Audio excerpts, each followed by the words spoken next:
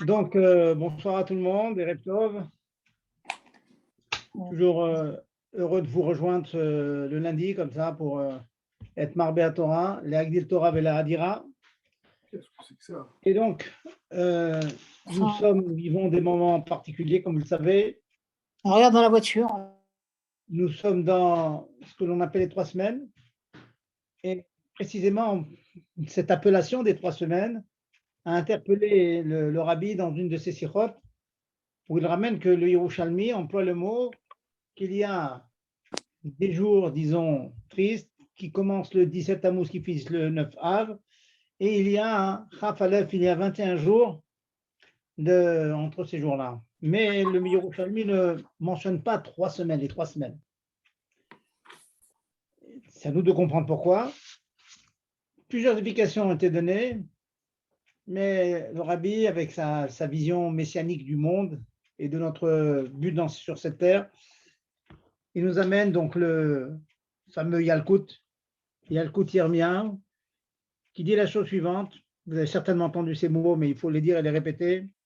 Allah Ariel,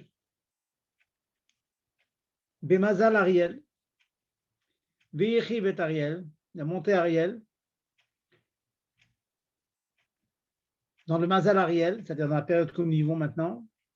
Il a détruit Ariel, et ensuite Allah Ariel, Nebuchadnezzar, Nabucodonosor, etc. Veyechiv Ariel, il a détruit le Beth Amikdash. Almenat, et nous dit le Midrash, Almenat, afin que chez Yavo Ariel, qui vient Ariel, Veyivne Ariel, et construit d'Ariel, il reconstruit le Beth Amikdash. Yavo Ariel, Zéa Kadosh Bochum, dit le Midrash, Bemazal Ariel, dans la période que nous vivons, vers Farti Evlam, et le passouk finit, je changerai, je vais commuter leur deuil, les sassons en joie, en allégresse, Veyivne Ariel, Boni Yerushalayim Hashem. Ça veut dire que vous avez tout un programme dans ce passouk, tout un programme qui nous dit la chose suivante, que Hashem a prévu la destruction du Beth Amikdash. Mais vous savez qu'il y a une halakha dans le Shulchan Aruch qui dit qu'on n'a pas le droit de détruire une choule, on n'a pas le droit. Même pour une très grande mitzvah. La seule exception qui est tolérée pour la destruction d'une choule, c'est pour en construire une plus grande, une autre. Et là, on rentre dans la mlacha de Bonnet, qui dit, et de Soter, construire et détruire, qu'on aura Bezat Hashem l'occasion cette année d'étudier, qu'on est chayav de Soter, une destruction, que Almenat Libnot, dans la mesure où on a l'intention de reconstruire quelque chose après. Certains disent construire la même quantité, certains disent encore plus. Quoi qu'il en soit, une destruction, c'est Almenat de construire. Et donc, on a oui le droit de détruire on va dire de démonter, c'est plus gentil, de démonter une choule, une Beth Midrash, à condition d'avoir l'intention d'en construire une autre, peut-être plus récente, peut-être plus grande. Et donc, cette stira, cette destruction, est considérée comme une construction, parce que c'est une destruction dont le but, c'est d'arriver à plus, d'arriver à construire. Ou Adin, c'est la même chose pour la destruction du Beth Amikdash. Je peux demander comment Akadosh Baruch Hu s'est permis de détruire le Beth Amikdash. Voilà qu'Akadosh Baruch Hu, les mitzvot comme nous. Nous n'avons pas le droit de détruire une choule, un Beth Midrash, un Beth Tfila, et quand même, on a le droit de le faire pour construire plus. C'est exactement la signification profonde de ce Midrash. Allah Ariel, Bemaz Ariel, Vichivet Ariel, Ariel, Akadosh Baruch Hu, il a construit Ariel, dans le Mazal Ariel. Cela veut dire que, en fait, c'est tout un programme. Il faut bien avoir conscience de ça. Il y a un projet divin. Dans la construction du monde, il y a un début, il y a une fin. Ce n'est pas éternel. Il y a un début, il y a une fin. Il y a un but, il y a une matara, il y a une intention profonde. Et il fallait passer par la destruction des 2 Beth Mikdashot pour arriver au 3e. C'est ça l'allusion dont j'ai parlé au début, des 3 semaines. Alors, on nous explique que les 3 semaines, à part toutes ces explications qui ont été données, pour lesquelles on dit 3 semaines et pas 21 jours, du 17 Tammuz au 9 Av, c'est pour être méramez que dans le projet divin, il y a 3 Beth Mikdashot, 3. 2 qui sont détruits, mais c'est toujours pour arriver au troisième, à savoir Almenat Timnot, parce que le troisième sera encore plus foi, il sera fait par Hachem, il sera fait par l'homme. Vous connaissez tous les pilpoulim là-dessus.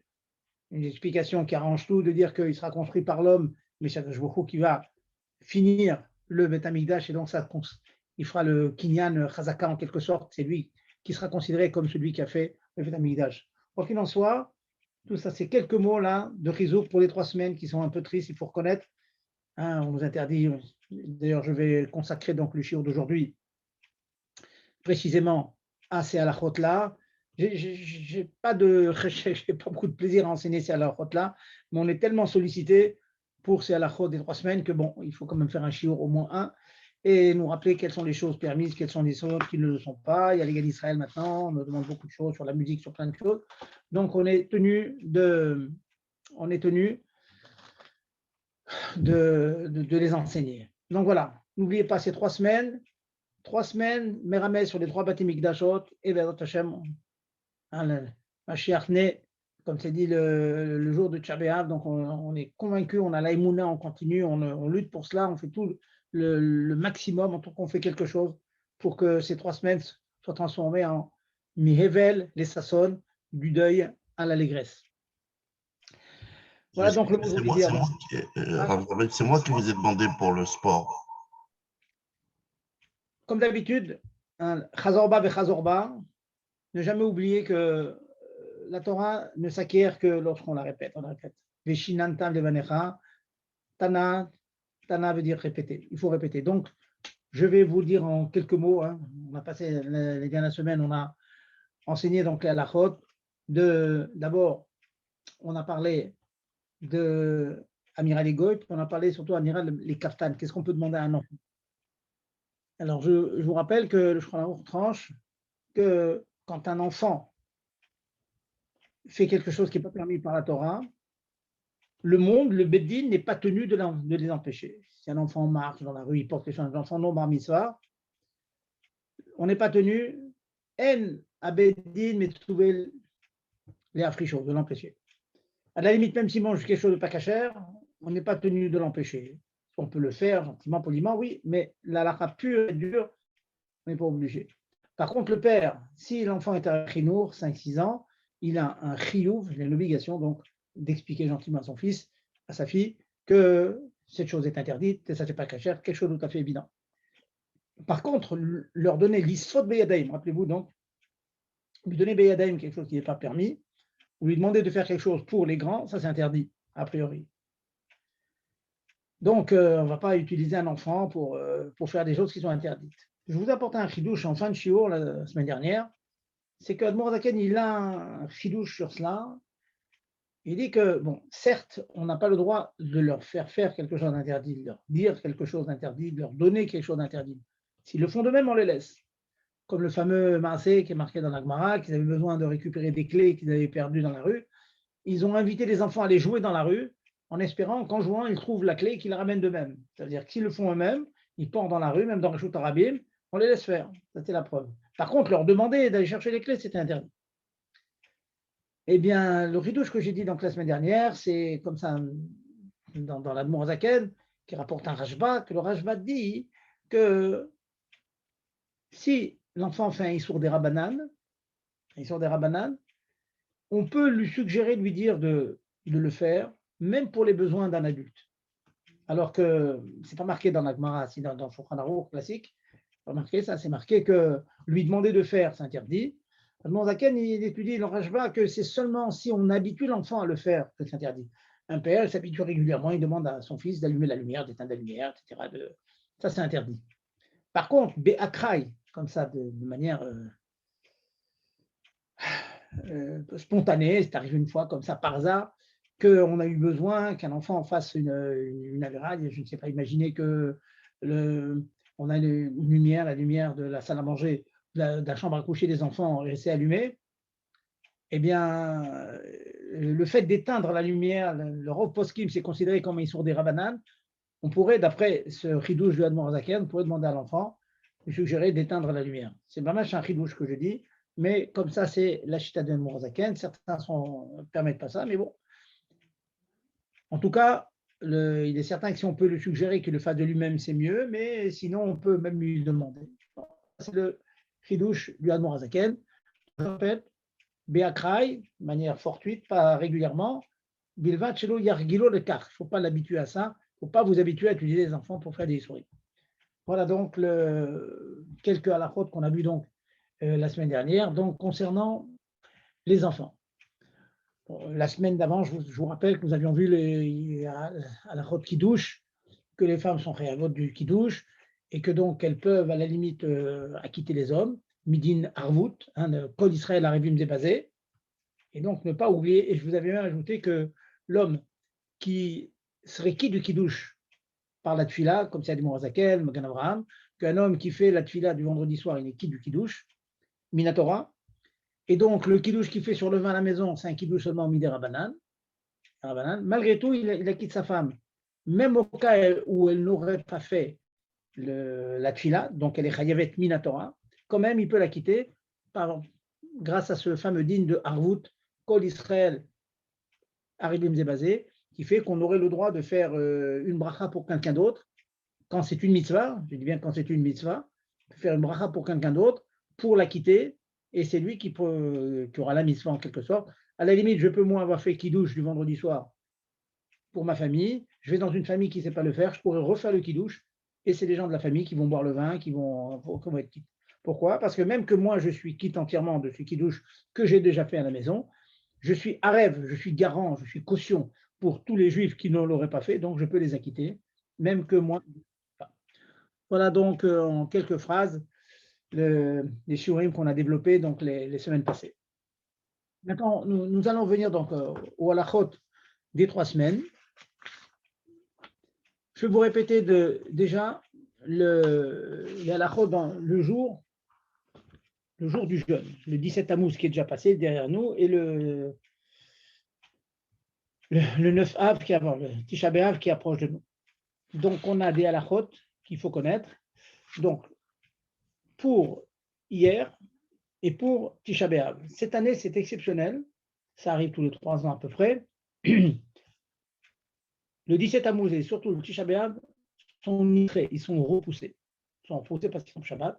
Shabbat, on ne jeûne pas, sauf Kippour. Donc le Tisha B'Av est repoussé à dimanche. Dans la mesure où Tisha B'Av est repoussé à dimanche, il a des akalot, il y a des permissions qui ne sont pas dans les autres Tisha B'Av, qui sont, que je vais citer. Alors, la première, la plus frappante, la plus courante, je ne vous cache pas que j'ai eu une quantité de coups de fil de Nachim, de femmes, qui m'ont demandé la permission de manger pour les raisons qu'on va exposer. Les Ta'aniot, sauf Tisha B'Av, tous les Ta'aniot, et Kippour bien sûr, je parle de Tisha B'Av, le Tzom Gedalia, etc. Une femme qui est enceinte, une femme qui allait, et de nos jours, les poskim ont été davantage méquilles, même une femme qui a un enfant mais qui n'allait pas, pour diverses raisons, elle a 2 ans, 24 mois pour que tous les membres qui ont été mis à l'épreuve par l'accouchement se remettent en place. Les mots de la Gemara, c'est nit parko et varab, ces membres intérieurs ont été mis à l'épreuve, donc il faut, c'est connu, vous savez très bien qu'on fait d'ailleurs des mouvements pour ça, pour remettre tout en place, c'est élastique, donc il faut des mouvements pour faire cela. Eh bien, on considère les 2 ans qui suivent l'accouchement, la femme est en train de se ressourcer, est en train de se reprendre des forces, on va dire, et donc, pendant ce temps qu'elle reprend des forces, elle est un petit peu fatiguée, et donc on lui permet de manger. Donc, ça, c'est pour l'ensemble des Taniot, sauf Tisha B'Av. Tisha B'Av, c'est plus ramour, c'est plus grave. Tisha B'Av, on ne permet pas à une femme enceinte, à une femme accouchée, une femme qui a un enfant de moins de 2 ans, on ne permet pas de jeûner. Elle doit jeûner.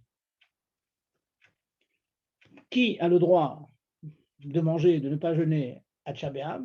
C'est une personne qui a une agdara de chola, qui a un statut de chola. Qu'est-ce que c'est chola? Je ne parle bien sûr pas de cholé chez Yeshbo Sakana, d'un malade qui est en danger, pas de ça. On parle d'un malade qui est, le mot, c'est nafal et mishkav, ça veut dire c'est une maladie que normalement on s'alite, normalement. même qu'une personne a une constitution telle qu'elle ne s'alite pas, mais normalement, pour telle maladie, un diabète, une grippe, le Covid, un Covid pas trop lourd, léger, même léger déjà, on est malade et tout, on n'est pas bien, on est considéré comme cholé, et donc on a le droit de manger Hatchabéab, le Tchabéab classique, non repoussé. Lorsque le Tchabéab, comme cette année, Tafshin Bet, 1782, cette année, comme celui d'il y a 2-3 ans aussi, il est nitré, il est repoussé. Il est repoussé, on le fait dimanche, alors que le 9, c'est Shabbat. Dans ce cas-là, il descend en gravité, en chomer, il devient comme les otaniot, comme les autres jeûnes classiques, comme le 17 Tammuz, comme Tanit Esther, comme Shom Gladia, etc. Ou à Sarah Betevet. Et donc, cette année, voilà, c'est la bonne nouvelle, mesdames, il y a des dames qui m'écoutent. La bonne nouvelle cette année, c'est que le Tisha B'Av qui s'approche de nous, eh bien, il est considéré comme les autres Ta'aniot. Ça veut dire qu'une femme qui est enceinte, une femme qui allait, et une femme qui a un enfant qui a moins de 2 ans, qui est un peu fatiguée. J'ajoute qui est un peu fatiguée parce que c'est une de moins de 2 ans quand elle a fini d'allaiter. C'est pas si simple que ça, c'est pas si barour que ça dans les poskim. Donc, j'ai l'habitude de dire qu'une femme qui a un enfant de moins de 2 ans, elle peut oui manger, mais à condition qu'elle se sente fatiguée. En général, celles qui vous appellent sont fatiguées, ne supportent pas maintenant, je ne sais pas comment c'est en Eretz Israël, mais par ici, on a des températures vraiment caniculaires, on n'est pas loin de 40 degrés à l'ombre, je ne sais pas si vous vous rendez compte, on n'est pas habitué à ça, c'est très très difficile. Et bon, eh bien, il faut ce qu'il faut. Eh bien, une personne qui est fatiguée, ce Tisha B'Av, une personne qui a un enfant de moins de 2 ans, elle a le droit de manger. Donc, je résume, ce Tisha B'Av vers lequel on s'approche, il est plus cool, plus facile que les autres Tisha B'Av. Cette année, toute femme qui a un enfant de moins de 2 ans, qui est un peu fatiguée, elle peut manger. Toute femme qui allait, elle peut manger. Toute femme qui est enceinte, elle peut manger. Et bien sûr, le éther général qui marche toutes les années, un malade, il a le droit de manger. Donc, une personne qui avait un problème dans la gorge, etc., il peut manger. C'est bien de le savoir. Alors, souvent, on demande est-ce que c'est bien d'essayer de jeûner un peu? Oui, la malo, 1 heure, 2 heures, tanit shaot, quelques minutes pour participer, pour faire partir de l'ensemble du clan d'Israël qui jeûne. Oui, c'est bien. Un petit peu. Certains prennent, ça existe dans les poskim, certaines prennent les fiachiour, c'est Pachot Mikashiour, ça veut dire en gros, à Kippour, on a l'habitude de résumer à dire moins de 30 grammes d'eau et moins de 30 grammes de liquide et de solide. 30 grammes d'eau, 30 grammes de solide, toutes les 10 minutes, on va dire 9 minutes. Si c'est possible, c'est possible. Mais beaucoup de postes qui me disent que non, quand on a le éther, quand on a la permission de manger les taniotes autres que Kippour, on peut manger ce dont on a besoin et pas par les petites quantités. Parot Mikashiour, moins que le shiur. Voilà donc la première chose qui caractérise donc c'est les 2 jeûnes qui encadrent donc les 3 semaines que nous vivons maintenant.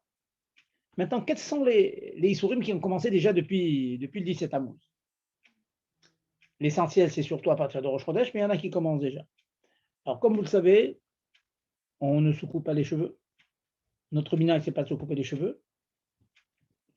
Bon, certains, d'après le Mechaber, attendent plus que ça, Rosh Chodesh, mais nous, d'après le Rama, chez Chabad, depuis déjà le 17 Tammuz, on ne se coupe pas. Donc, ceux qui avaient oublié de se couper vendredi, samedi soir, ce n'était pas permis. On ne dit pas Shecheyanou, même Shabbat. Bien que vous savez que Shecheyanou, pendant le Homer, le Rabbi nous a dit dans la Saïchidout avec Rishon LeZion, Rav Mordechai Eliyahu, Zichrono Livracha, il a dit que le Migdal Chabad, c'est qu'on dit Shecheyanou pendant le Homer, Shabbat.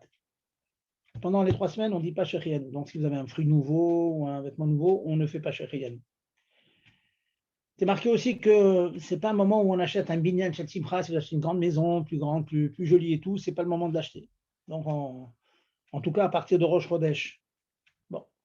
Et il y a un Biur Halacha qui dit c'est bien de s'abstenir à partir du 7 Tammuz. Maintenant, je vous rassure que acheter une maison, pour l'immense majorité d'entre nous, lorsqu'on trouve la maison qui nous convient, c'est une métier en général. C'est quelque chose qui nous plaît, qui nous convient. C'est pas facile du tout à trouver. C'est considéré comme ce que l'on appelle davar à aved. Il risque d'avoir une perte. Or, les halachot du deuil s'apprennent de Chol HaMoed. À Chol HaMoed, tout ce qui est davar à aved, quand il y a une grosse perte, etc., on a le droit. Si vous avez une promotion, on a le droit de l'acheter pendant. Pareil aussi pendant les 3 semaines, bien qu'il y a beaucoup de choses qu'on n'a pas le droit d'acheter. S'il y a une grosse promotion, on a le droit de le faire parce que ça c'est considéré comme davar à aved. Donc en général, si on trouve une maison, je suppose, c'est pas facile à trouver. Si on trouve une, il vaut mieux pas laisser passer l'occasion et on peut. Mais si maintenant on n'est pas pressé du tout et que de toute façon c'est une marchandise qu'on trouve, il y en a en abondance, et ben on attend après les 3 semaines pour acheter sa maison. Voilà. À partir de. Donc, je vous dis en vrac un certain nombre de halachot comme ça qui m'ont été soumises. Donc, prenez quelques notes. Je pense que ça vaut la peine de prendre quelques notes pour se rappeler un petit peu de la variété des questions qui sont exposées.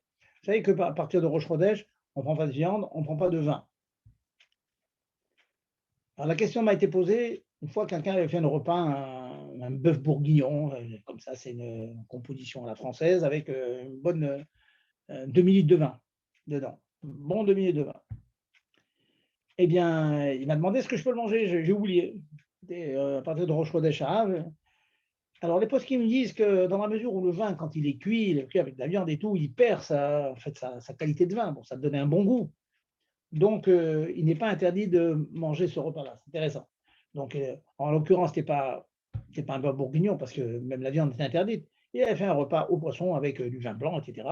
Et on lui dit que dans la mesure où le vin, bon, maintenant il est mélangé avec le poisson et les légumes, on a le droit de le manger, de le boire et de le manger. Vous savez tous qu'à partir de Rosh Chodesh, il y a un grand problème, c'est qu'on ne peut pas laver les habits. Jusqu'à Rosh Chodesh, là on est encore, aujourd'hui on est le 19, le 19 Av, demain c'est le 20 Av, on a le droit de laver les habits, sans problème, on peut se laver sans restriction. À partir de Rosh Chodesh, notre minag, j'ai bien notre minag, vous allez certainement entendre que d'après Mechaber, il y a pas, cette année, il n'y a pas Shavua Shechalbo Tisha B'Av. Bon, je ne rentre pas dans ça. Je vous dis ce que dit Admor Azaken, ce que dit les Kutsur Shulchan Aruch. Donc, nous, on est Mahmir depuis Rosh Chodesh Av. Donc, on n'a pas les habits. Comme exactement Chol HaMoed. Donc, il faut bien faire attention d'avoir suffisamment de rejans, des slips, des tricots, des chemises, pour pouvoir s'habiller pendant cette semaine. Et vous connaissez tous le minag, c'est une bonne chose que de ne faut pas profiter de la fraîcheur de ces habits, de les mettre un petit peu, une petite demi-heure auparavant. Donc prenez le temps, dans les jours qu'on vient maintenant par exemple, et ben vous changez vos chemises tous les jours, vous changez votre chemise, et celle que vous enlevez, vous mettez le matin, vous l'enlevez à midi, vous les mettez sur un cintre, et comme ça vous aurez quelques chemises de rechange qui ne sont pas fraîches pour la semaine de Shabbat. Je sais que c'est un peu triste tout ça, mais bon, il faut passer par là, je n'ai pas le choix. Maintenant, je voulais ajouter dans cela que, imaginons une personne qui il y a eu un accident à la maison, on a renversé la nourriture, tout s'est renversé sur les habits, il n'a plus de chemise propre, il n'a plus de slip propre, il n'a plus de. Alors, les postes qui me disent que Mishum Kavod Abriot, pour le respect de la personne humaine, on ne peut pas mettre des habits sales, c'est très très difficile. Vous allez me dire c'est évident, plusieurs me disent mais c'est évident, si on n'a pas d'avion, ben là on lave, c'est tout. Bon, mais c'est bien de savoir que la halakha permet cette chose-là, que Mishum Kavod Abriot, pour le respect de la personne humaine, comme j'ai dit, si on n'a pas le choix, eh bien on a le droit de laver tous les habits qui seraient devenus sales. Une autre question, alors je ne sais pas comment c'est le minyan en Eretz Israël, mais je vous dis la halakha pure et dure, comment elle marche la halakha pure et dure. Vous verrez en Israël. Les magasins qui sont ouverts, je vous donne beaucoup de variétés de questions qui sont posées au rabbanim. Vous allez à Paris, vous allez trouver des restaurants ouverts et qui servent de la viande et qui servent du vin. Vous allez trouver des pressings qui lavent les vêtements. Vous allez trouver des boucheries qui vendent de la viande. C'est interdit de manger de la viande. Est-ce que tous ces business, enfin ces magasins, ils ont le droit de vendre? Et je vais un peu plus loin. Est-ce que dans un restaurant, on peut servir vraiment du vin ou de la viande à une personne qui vient? Et je continue avec un coiffeur ou une personne qui vient se faire couper les cheveux. Bon, il y a des coiffeurs qui prennent quelques jours de congé pendant la semaine. Bon, est-ce qu'on a le droit de rester ouvert, etc. Ou bien non, il faut se fermer? Alors sachez que pour diverses raisons, je vous en donner quelques-unes, mais bon, diverses raisons, les poskim, hein, les décisionnaires tendent à être méquils dans toutes ces chélotes-là. Pour le pressing, auquel on confie nos habits, ça va très bien d'abord, en route à l'arrêt en particulier, il y a des goïms qui amènent leurs vêtements, c'est le business d'une personne, un juif. Deuxièmement, il y a des personnes qui amènent leurs habits, comme j'ai dit tout à l'heure, parce que par accident, tout a été sali. Parfois, c'est des habits des enfants. Les enfants, on a le droit de leurs habits. Il y a diverses circonstances où on a le droit de le faire. Et donc, puisque il y a plusieurs cas où on peut laver, le patron donc du lavoir en question, hein, du pressing en question, n'est pas obligé de poser des questions. On dit est-ce que vraiment tu as le droit de laver et tout? Si on lui amène, il a le droit de le faire. À plus forte raison pour les restaurants. Les restaurants, les poskim insistent pour que les restaurants restent ouverts. Tout simplement parce que malheureusement, je ne sais pas comment c'est la médecine en Eretz, mais en France, malheureusement, il y a beaucoup de juifs qui, grâce à la multitude de restaurants et de distributeurs de sandwichs, etc., mangent cachère. Mangent cachère.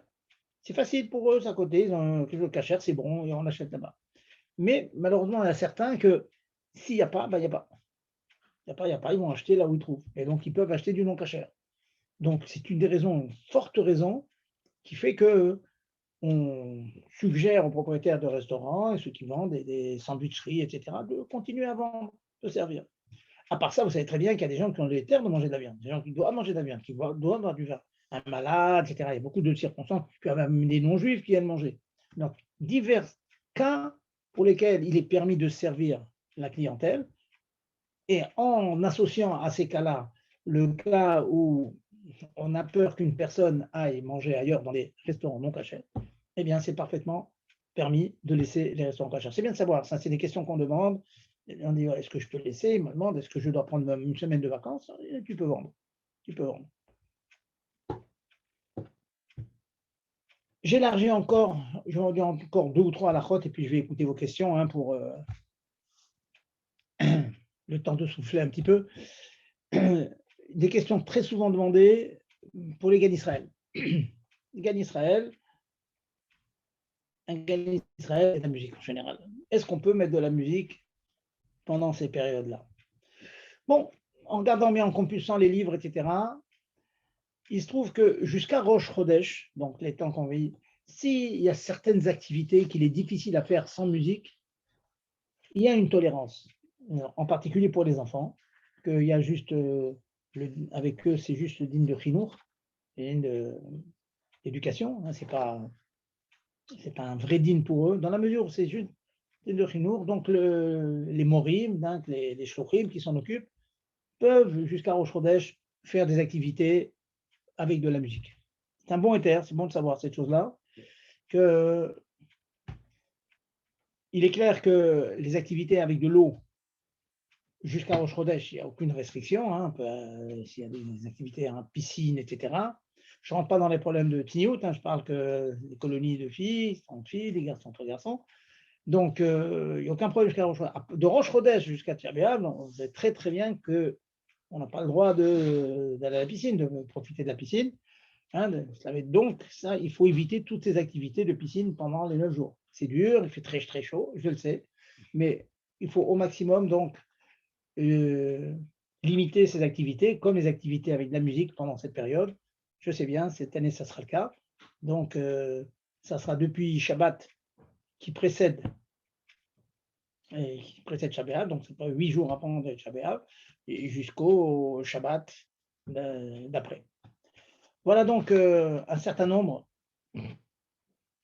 de la faute. Je vais encore dire 2 ou 3, et puis j'écoute vos questions.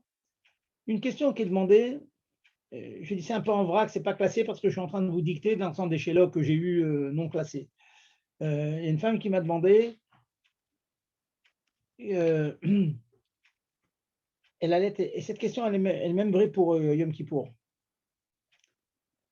Alors, elle voudrait jeûner, mais le fait de jeûner, ça risque, elle m'a dit, cette dame, que le précédent bébé qu'elle a eu, elle a jeûné Tchab B'Av, et à cause de ça, elle n'a plus été en mesure de continuer à allaiter le bébé. Elle n'avait plus. Elle avait perdu la possibilité. Donc, est-ce que un enfant qui prend tout son lait de sa maman, est-ce que c'est une raison suffisante pour permettre à la maman de boire de l'eau, etc., afin d'avoir du lait? Alors, ça discute dans les poskim. Sachez qu'il y a des grands poskim, le Rav de Papo, j'ai vu certains poskim qui disent que la nourriture d'un bébé, c'est quelque chose d'extrêmement chachou, et donc qu'il soit nourri du lait de sa maman, c'est aussi chachou, et donc la perte de ce lait par la mère, c'est une raison suffisante pour permettre à la mère de boire et de manger. C'est très intéressant, vous voyez, c'est une siba maspeket, quoi. C'est une raison suffisante pour manger. Une dernière halakha, elle n'est pas tout à fait d'actualité cette année, mais je vais la dire quand même. Quand Tchab B'Av, il y a un mikvé, le Motzae Tisha B'Av. Vous savez que le minag, quand on a un mikvé le samedi soir, c'est de faire la préparation, la chafifa, le vendredi après-midi et de recommencer brièvement le samedi soir. Parce que si on faisait que le soir seulement, le samedi soir, l'Aïcha peut être un petit peu behoula, ça, behoula, et pas le faire avec suffisamment de rigueur. Donc on lui demande de le faire vendredi et de recommencer un petit peu le samedi soir. Quand vous avez Tisha B'Av, avant Tisha B'Av, c'est interdit de se laver. Donc si on faisait Erev Tisha B'Av, la préparation pour se tremper à Motzai Tisha B'Av, donc c'est-à-dire elle va prendre une douche, baignoire et tout, une grande discussion dans les poskim pour savoir si on dit non, elle ne se douche pas, elle ne se lave pas, Erev Tisha B'Av, elle attend le soir, et le soir, elle prendra le temps de faire une bonne chafifa. Mais la Hora'a, dans le grand poskim de nos autres, disent que malgré tout, il y a même le Rama qui disait comme ça, ils disent malgré tout, le Rama, c'est parce qu'il a une chita spéciale là-dessus, mais qu'on permet à une Isha de se préparer Erev Tisha B'Av, de se préparer entièrement, baignoire tout, pour être sûr qu'elle va le faire sans stress, etc. Bien sûr, en faisant ce qu'elle a l'habitude de faire rapidement ensuite le Motsai Shabbat ou le Motsai Shabbat. Donc en deux mots, quand on a un mikvé en fin de Shabbat, les femmes ont la permission de se préparer entièrement au chaud, de savon et tout ce qu'il faut. Voilà. Je vous ai dit beaucoup de la route, comme ça en vrac, un petit peu pas tout à fait classé. Est-ce que vous avez des questions sur celle-là avant que je continue mes Oui, questions Rav Zerbib, Oui. je voudrais poser une question que je vous ai envoyée d'ailleurs, qu'on m'a demandé. Est-ce que quelqu'un qui a l'habitude tous les jours de faire du sport et de mettre des écouteurs pour s'entraîner, une musique d'ambiance pour courir, est-ce qu'il a le droit pendant les 3 semaines? Et, une musique pour faire quoi? Stam pour étudier? Pourquoi? Non, il fait du footing tous les jours, c'est un sportif. Non, alors c'est évident que non. C'est évident que non. Les seuls cas où on permet comme ça un petit peu de musique, parce que en fait finalement il fait du footing, donc la musique d'ambiance, comme vous dites, ça lui donne une simpra, ça simpra d'écouter de la musique. Il aime la musique, ce monsieur. Donc c'est pas parce qu'il fait du footing que ça lui donne la permission de. Il a le plaisir de faire du footing, on va lui ajouter le plaisir d'écouter la musique. C'est sûr que non. Certains cas, je connais, j'ai été consulté par certaines personnes qui me disent moi, je ne suis pas vraiment dépressif, mais je suis quelqu'un qui est un petit peu comme ça, Marash Rora, etc. Et la musique me fait du bien. Fait du bien au sens, c'est presque médical. Vous voyez ce que je veux dire? Si maintenant la musique, ça devient presque du médical, une personne qui retrouve comme ça un calme, un calme intérieur, et sinon il est toujours très nerveux, il a des problèmes, effectivement. Tant que si ça touche le médical, oui, on permet. Mais tant que c'est un plaisir, comme le cas que vous me soumettez, c'est interdit. Autre question? Merci. Autre question? Oui, Rav, bonsoir. Oui, bonsoir. J'ai pas très bien compris ce que vous avez dit par rapport au mikvé qui tombe voilà, aux alentours de Tisha B'Av, en fait. Vous avez parlé de la préparation. Stam, bah voilà, je sais pas, une question bête, j'imagine que vous allez dire que c'est repoussé aussi au lendemain, mais du coup, est-ce que voilà, une femme, elle peut, du coup, j'ai pas bien compris, en fait, une femme, elle peut faire son mikvé le Tisha B'Av, en fait, alors que le jeûne a déjà commencé, ou elle repousse au lendemain? Non, non, non, non, non. Non, non, non. Alors, je précise ce que j'ai dit. Oui. Je précise ce que j'ai dit. Tisha B'Av, le Tashmish Hamita est interdit. Donc, il n'est pas question qu'elle aille au mikvé le soir du Tisha B'Av. Ça, c'est clair. Je parlerai tout à l'heure, hein, puisque vous me posez cette question, je parlerai tout à l'heure le cas de cette année où Tisha B'Av tombe Shabbat et il n'y a pas des simanim de la vélo de Shabbat. Ça, j'en parle tout à l'heure. Mais je parle un cas classique. Disons, le Tisha B'Av tombe lundi, mardi, tombe, le jour qui tombe. Et que le mikvé tombe Motza et Tisha B'Av. Donc, on revient à la question qui est demandée, rien à voir avec Tisha B'Av, qui est demandée Shabbat. Quand une femme a un mikvé Motza et Shabbat, quand est-ce qu'elle fait sa chafifa? Vous demanderez à votre épouse, vous direz, j'ai appris, avant de me marier, j'ai appris que dans ces cas-là, on se prépare vendredi après-midi et on recommence un peu samedi soir. Pourquoi? Parce que si on fait que samedi soir, elle risque de bâcler un petit peu, même qu'elle est très sérieuse, Rachamim, ils ont peur. Donc. Et si on fait que vendredi sans recommencer un peu samedi soir, eh bien, il se peut que le fait qu'elle ait mangé pendant Shabbat, il peut y avoir des chatitot, donc elle recommence un peu Shabbat. Ça, c'est de manière générale. Quand tu as 24 heures, comme ça, et qu'on est obligé, on ne peut pas faire une préparation juste avant le mikvé, donc on le fait 24 heures à l'avance. Et on recommence le soir même. Ça, c'est Shabbat, Shabbat soir, Motzai Shabbat. Maintenant, j'applique cet halakha un cas de Tisha B'Av. Tisha B'Av, il tombe dans la semaine, et il y a un mikvé Motzai Tisha B'Av. J'ai envie de vous dire aussi, le mikvé aurait dû être le soir de Tisha B'Av, mais elle ne peut pas y aller. Elle ne peut pas y aller, c'est interdit. Tashmish Hamita est interdit à Tisha B'Av. Donc, elle va aller Motzai Tisha B'Av. Mais, puisqu'elle va Motzai Tisha B'Av, quand est-ce qu'elle va se laver? Normalement, elle devrait se laver 1 heure avant d'aller au mikvé, 2 heures avant d'aller au mikvé. Mais ça ne peut pas parce que c'est Tisha B'Av. Donc, elle devrait le faire Motzai Tisha B'Av, à la fin de Tisha B'Av. Mais si à la fin de Tisha B'Av, on rentre dans le problème du vendredi dont je vous ai parlé, que si elle a un mikvé le samedi soir, les Chachamim nous imposent de faire d'abord une grande préparation vendredi, parce qu'il y a trop de temps, sinon elle va bâcler celui du samedi soir. Donc, Bekitsour, en 2 mots, quand tu as un mikvé, le Motzai Tisha B'Av, à la sortie de Tisha B'Av, certains pensent que bon, elle fait tout le jour de son mikvé, la nuit de son mikvé, ça va être 1 heure, 1 heure et demie s'il faut, après 30. Mais la Hora'a, comment est-ce qu'on dit, ce que les rabbins disent le jour, le Rav des Ravaïm en tout cas, ils disent qu'il faut, c'est préférable qu'elle se prépare Eret Tisha B'Av. Ah, mais il y a un problème. Eret Tisha B'Av, c'est encore les 9 jours, on n'a pas le droit de se laver. Baignoire et tout, avec parfumé, tout ce qu'elle fait comme préparation, c'est interdit.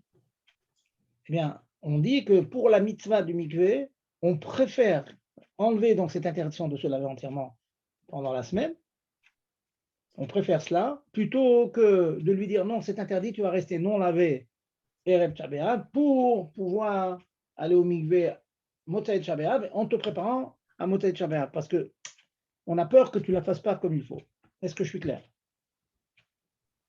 Oui, ça va. Oui. Donc, du coup, vous avez aussi répondu à une question que j'avais. Ça veut dire, en fait, du coup, une femme qui va au mikvé pendant la semaine, du coup, l'interdit de se laver à l'eau chaude ne s'applique pas pour elle. Elle a le droit du Manger, coup. boire, Voilà, il s'en va, exactement. manger, boire et travailler. Autre question? Autre question? Pas de question? Allô, Gérard, pas de question? Non, on est là, on vous entend. Vous êtes là? C'est bon, oui. C'est bon, donc on continue. Ok, alors on continue. En fait, j'ai une question. Allez-y. Une personne âgée pendant Tisha B'Av, s'il y a un cas de takana un petit peu, c'est pas possible alors. Elle doit pas jeûner, non? Ah, une personne âgée, Ouais. ce que je vous ai dit tout à l'heure, c'est que quelqu'un qui est cholé, il peut manger. Maintenant, je connais des personnes âgées, comme vous dites, qui sont en super forme et qui prennent pas de médicaments et qui sont très bien. Donc, ceux-là, ils sont tenus de jeûner. Maintenant, si vous avez des personnes âgées qui ont toute une panoplie de médicaments, et de diabète et de tension, etc., c'est évident que ce cas-là, ils ont un guédard de cholé. Donc, je fais une visite à un EHPAD régulièrement. Je vois que les personnes qui sont là-bas, c'est évident qu'elles ont tout un médicament et tout, elles doivent manger, vous voyez. Donc, je vous réponds qu'en général, oui, mais c'est au cas par cas. Je ne peux pas dire que de manière générale, une personne à partir de tel âge, ça y est, elle est malade. Ça dépend. D'accord, merci beaucoup. Autre question. Ouais, c'est peut-être moins pratique, et puis je crois que je suis arrivé avec quelques minutes de retard, donc peut-être que vous en avez déjà parlé. Si c'est le cas, bon, je regarderai. Allez-y. C'est juste pour savoir, qu'est-ce qui fait que un jeune, soit on peut, alors là en l'occurrence, donc 17 Tammuz et Tisha B'Av, c'est repoussé dimanche. Mais bon, il y a quand même des fois, je pense par exemple à Kippour, on est amené à jeûner directement pendant Shabbat. Et puis, il y a par exemple, le jeûne d'Esther, je crois qu'il est avancé du coup quand il est susceptible de tomber Shabbat. Qu'est-ce qui fait que, voilà, Tisha B'Av et 17 Tammuz, on repousse au dimanche, et pourquoi c'est différent du coup de Kippour et du jeûne d'Esther? Pourquoi Bekito, vous demandez pourquoi c'est repoussé dimanche? Oui, pourquoi c'est repoussé dimanche et pas avancé au jeudi, par exemple, et pas même carrément qu'on aurait fait le jeûne pendant Shabbat, quoi. Parce que Alors, pour vous dire, tout simplement parce que Shabbat c'est d'Oraïta, les Taniot c'est des Rabbanan. Les Chachamim ne veulent pas enlever la Gdushat Shabbat, la Simchat Shabbat pour des Inyanim qu'eux ont ajoutés. Même demandé pour Yom Kippour c'est la Torah. Ouais, voilà. Okay. C'est très clair. Shabbat, Shabbaton, la Torah. La Torah te dit jeûne quand c'est ton Shabbat. On ne va pas commencer à discuter sur la Torah.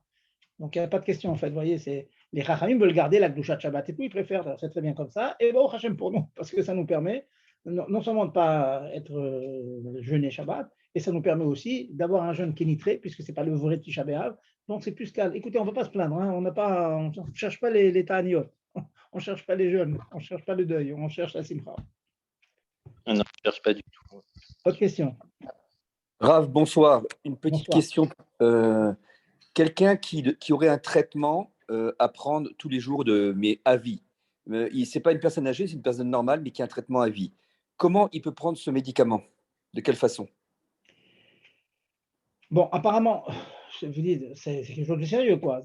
Oui, sérieux, absolument. C'est sérieux. Sérieux. Ouais. Alors, si c'est sérieux, bon, c'est au cas par cas, peut-être en privé, appelez-moi, laissez-moi un message, je verrai de quoi il s'agit. Mais en général, quand on prend un médicament à vie, il y a des gens qui ont un problème de cœur, par exemple, ils sont très bien, ils font du sport et tout, mais ils prennent tous les jours un petit cachet pour être sûr de ne pas avoir telle ou telle chose de cholestérol, etc. On peut imaginer. En général, ces gens-là, ils ont quand même un guédard de cholé. Donc, c'est évident qu'ils ont le droit de prendre au moins leurs médicaments avec un petit peu d'eau. Ça, c'est au moins. Si on va leur permettre plus, ça, il faut demander, il faut appeler le Rav et puis examiner son cas particulier. Mais sinon, de toute façon, il a le droit de prendre son médicament avec un peu d'eau. Maintenant, je vais ajouter quelque chose. En supposant que c'est un monsieur qui prend un cachet qui n'est pas indispensable. C'est, on va dire, un confort. Il est bien avec ce cachet, c'est un confort. Il n'a pas un guédère de cholé, ce monsieur-là. Sachez que les ta'aniot n'est pas interdit de prendre des médicaments. On peut prendre un médicament. Donc, de deux choses. Ou bien il peut avaler son médicament sans eau. Bon, pas facile, pas bon pour l'estomac non plus. Il le fait. S'il ne peut pas, alors, le Ramban dit qu'il peut avaler son médicament avec davar mar, quelque chose qui est amer. Donc, on a l'habitude de dire, on en a parlé à Yom Kippour, une personne un malade qui prend un médicament, pas de sakana, un sakana, tout est permis. Pas un sakana, un malade qui prend un médicament, on lui permet d'avaler son cachet avec un peu d'eau dans lequel on met un peu de sel, un peu de... je vais vous dire un mot qui fait sourire tout le monde, un peu de pec citron, un produit pour vaisselle. Il y en a qui ont un bon goût de citron et tout, mais bon, c'est quand même... Donc, il faut abîmer un peu le goût de l'eau. L'idée, c'est quoi? C'est de ne pas avoir une nana, de ne pas avoir de profit. Mais ça va, le rôle de cette eau, c'est juste pour vous faire avaler le cachet. Tout ça, si c'est un confort. Maintenant, si, comme vous dites, c'est une personne qui prend un cachet pour une raison sérieuse, il n'y a aucun problème, sans restriction, il le prend avec de l'eau. Ok, merci beaucoup, Rav. Voilà. Autre question.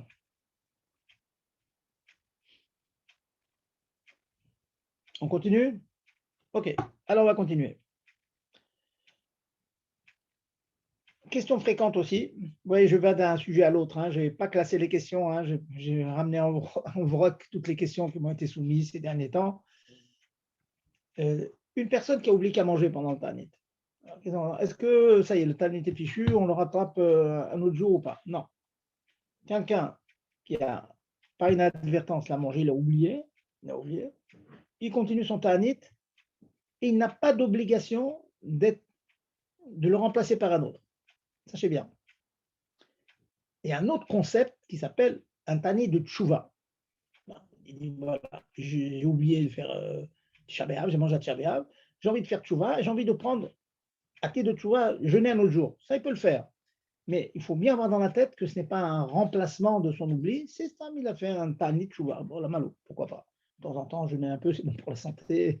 Attendez, si vous voulez jeûner comme ça, attendez les jours d'hiver, c'est beaucoup plus court, il n'y a pas un lien de se faire souffrir, donc ça suffit. Donc, il faut faire. Mais sinon, il faut donner des zakas, il faut étudier c'est à la route.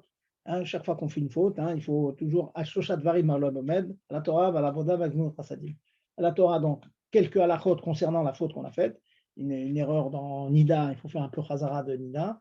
Alors, la Voda, c'est la Tfila, donc on ajoute un Télim de Télim, la Voda de naissance, ça donne naissance aux enfants. Varimoutra Sadim, on jette dans le Zaka, vous ajoutez, et si vous mettez, je ne sais pas, 10 shekels par jour dans la boîte, vous mettrez 15 shekels ou 20 shekels pendant quelques temps, pendant un mois. Voilà. Pour être dans le move, pour être dans le, voilà, dans le mouvement, dans la dynamique de la tchouva. On fait tchouva maintenant dans le Tanya, c'est le Tanya malgré la tchouva, vous très profond, Alpi Kabbalah, Alpi Niglé, etc. Bon, donc, voilà. Maintenant, le problème, si on a oublié, est-ce qu'on s'appelle une personne qui jeûne ou pas? Les Maïnaf Kamina, ça veut dire. Ouais, il a oublié. Si je m'appelle une personne qui jeûne, je dois faire Anenu dans l'Amida et je peux monter au Sefer Torah les jours de Sefer Torah, on sort un Sefer Torah pour le jeûne. Alors, ça marche comme ça. Si on a oublié, on a mangé moins que le chiour. Le chiour, c'est en gros, on va dire 30 grammes de liquide, de solide, en gros. Bon, pour un solide, certains disent une côté vête un peu plus, c'est 40, un kazaït.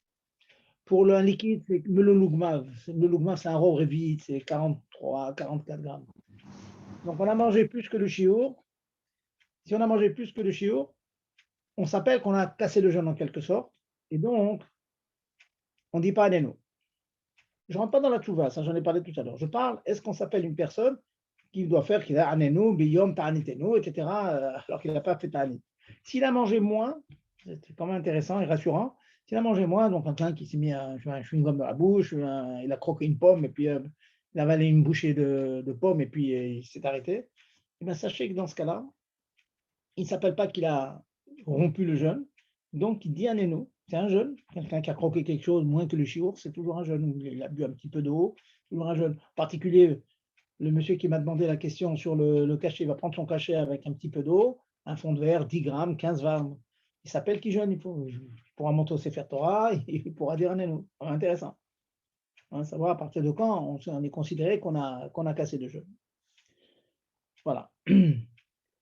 Maintenant, une personne, alors toujours dans la suite de ces halakhot-là, une personne qui mange, il a demandé au Rav, une femme qui allait, elle mange, c'est sûr qu'elle ne dit pas Anenu, elle ne jeûne pas. Un homme qui mange parce qu'il est malade, etc., normalement, il doit prévenir le Shadia Tibour de ne pas l'appeler au Sefer Torah. Tout simplement parce que le Sefer Torah est réservé, on tire le Sefer Torah à cause du jeûne, et lui, il ne jeûne pas. Bon, si vous demandez Bediavad s'il est appelé, alors là, ça dépend, c'est plus complexe comme question.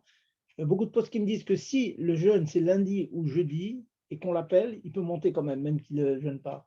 Pourquoi? Parce que lundi et jeudi, c'est de toute façon des jours où on doit se faire Torah. Alors bon, on a changé maintenant parce que c'est un jeûne, mais de toute façon, c'est un jour potentiellement où on lit au Sefer Torah. Donc si on l'appelle cette personne, il peut quand même monter. Bon, voilà, c'est des petits pratiques, des petits détails, mais bon, c'est bien de connaître. C'est Chaque année, on a des diverses questions, des divers oublis.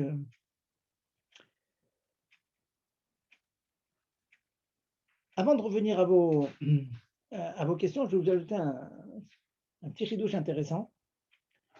Il y a des personnes qui mangent pendant Tisha B'Av. Cette année, c'est dimanche. Une personne qui mange, théoriquement, avant de manger, doit faire l'Havdalah. Donc, une personne, samedi soir, avant de dormir, elle doit prendre son café au lait parce que bon, son état de santé lui appelle ça. Il doit faire l'Havdalah. Toute une discussion dans les poskim. Est-ce que oui, il faut faire Havdalah pour quelqu'un qui mange tout de suite, le plus tôt possible, parce qu'on n'a pas le droit de manger sans. Ou bien non, il fait comme tout le monde, il attend samedi soir, il attend dimanche soir, pardon, la sortie de Shabbat pour faire l'Havdalah. La Hora, je me souviens qu'on avait cherché il y a quelques années, certains disent comme ça, certains disent comme ça. La Hora, si vous voulez, l'enseignement, la halakha la plus fréquente, semblerait-il, hein, si vous entendez un autre son, c'est possible. La Hora qui semble la plus logique, c'est de faire Havdalah avant de manger. Donc, si vous voulez faire quelques heures comme beaucoup, faire quelques heures de jeûne, dimanche, ils vont manger à 11h ou à midi. Ils ont envie de jeûner quelques heures, faire un peu Tanit Shalot.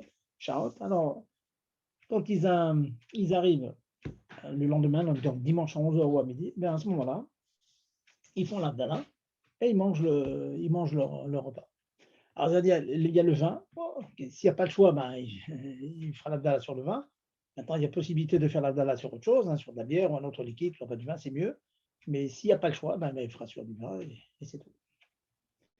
Un point intéressant, vous voyez. Maintenant, si une personne, il ne se sent pas, disons, il se sent pas de faire l'Havdalah, ça existe aussi des poskim qui disent que, bon, Chachamim, ils n'ont pas été metaken Navdala avant, donc l'Havdalah se fait comme tout le monde, dimanche soir. Bon.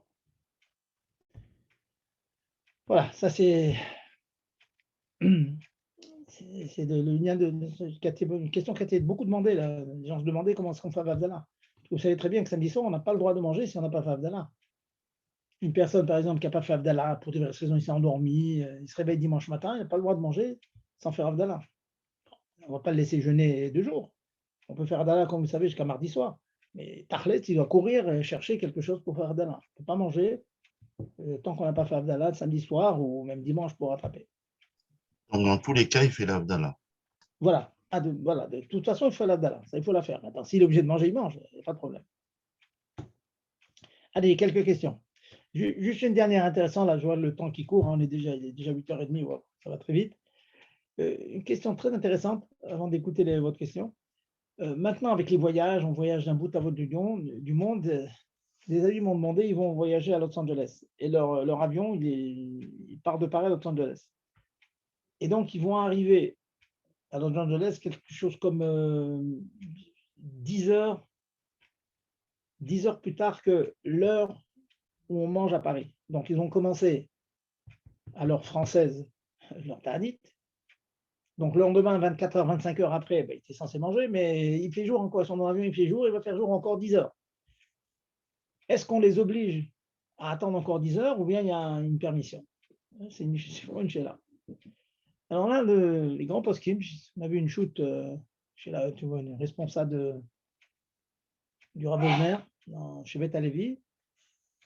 Il a été consulté là-dessus et il dit qu'à son avis, Chachamim n'ont pas été métaken pour quelqu'un qui change comme ça d'horaire, etc. Ils n'ont pas été métaken qu'on fasse à la limite, on peut faire même 48 heures. Hein, si vous tournez du mauvais côté, ça va vous faire 48 heures. Ou en tout cas, 30, 35, 40 heures, hein, pour ceux qui vont comme ça de l'autre côté de l'Amérique. Donc, il dit qu'en fait, dans ce cas-là, ils ont le droit de rompre, de cesser le jeûne à l'heure de l'endroit qu'ils ont quitté. Donc, il regarde un Parisien à quelle heure on mange à Paris, même que là où il est dans l'avion, il fait jour, il va faire jour encore 10 heures, il doit manger. C'est un petit point intéressant, voilà, typique et des situations exceptionnelles qui n'existaient pas autrefois, qui existent aujourd'hui avec les avions, etc. On va se retrouver avec un jeûne de 30 heures, 40 heures, etc. Bon, je vous rassure, si ça vous arrive, et ça arrive, hein, ça arrive, de plus en plus, ce genre de choses, on a le droit de manger à l'heure de l'endroit que l'on a quitté. Allez-y, vos questions. Pas de questions? Alors, Ah bah, une question évidente, c'est du coup, vous dites si jamais l'endroit qu'il a quitté fait sortir le jeune plus tôt que l'endroit dans lequel il se trouve, alors il a le droit de manger. Mais du coup, est-ce que ça veut dire que s'il voyage dans l'autre sens, il a le droit de raccourcir son jeûne? Enfin non, je veux dire par là, voilà. Est-ce que ça s'applique tout le temps du coup? il semblerait, hein, ça le rabbin n'en parle pas, si là où il arrive, au bout, on va dire, de 12 heures, au bout de 15 heures, il fait nuit, il semblerait qu'il ait le droit de manger. Ouais, donc ça va dans mon sens en fait. Vous savez que c'est intéressant, mais dans une proximité, vous avez la même là. Une personne qui va à New York, par exemple, qui revient de New York à Paris, quand c'est Shivanikim, vous ajouter 6 heures. Et quand on quitte New York et on vient à Paris, la journée est beaucoup plus courte. Ce qui fait que une femme m'a demandé, mais moi, je n'ai pas mes Shivanikim. Shivanikim, c'est 7 fois 24 heures. Elle avait 7 fois 24,6. Quand je l'ai rassuré, je vous inquiétez pas, on va après la nuit. Tous les vastos, toutes les transformations à l'intérieur, après la nuit de l'endroit où on est, on ne regarde pas, on ne compte pas les heures. Il y a encore des questions intéressantes. Pour conclure, on va conclure encore, je vais en garder quelques-unes pour la semaine prochaine. Malheureusement, c'est 3 semaines, hein, donc on reste encore dans la logique de ces 3 semaines. Sachez que le jour de Shabbat, pour les femmes. Mais Krila, Oui. mais il y a quelqu'un qui a son micro ouvert, on n'entend rien, ça grésille. Alors, est-ce que quelqu'un est en train de micro ouvert ou pas? Voilà. C'est bon? Je pense que les micros sont fermés. Voilà. Alors, on continue. Alors, encore je disais que une femme a demandé, bon, c'est une femme qui est dans la profession, quoi, elle demande est-ce qu'elle a le droit de maquiller, etc., le jour de Shabbat. Sachez que il y en a de sikha, c'est s'enduire avec de l'huile, etc., ça donne un tanoug et tout, c'est assimilé à se laver et tout, c'est interdit pendant Shabbat. Donc, tout ce qui est maquillage, etc., le fond de teint et tout ça, on s'en passe, les femmes doivent s'en passer pendant. Et le page tout aussi, si un jour vous avez envie de vous mettre du vernis à ongles et tout, tâchez de le faire après Shabbat. Ne faites pas le Shabbat. Shabbat, c'est un jour de deuil, c'est au même titre qu'une femme n'aurait pas le droit, n'aurait pas l'idée d'aller se maquiller et se mettre faire des ongles pendant le Arminan, pendant un jeûne, pendant un deuil, pardon. Et ben, pareil aussi, le Shabbat, c'est comme un jour de deuil, et donc on ne fait pas ces choses-là. Voilà, donc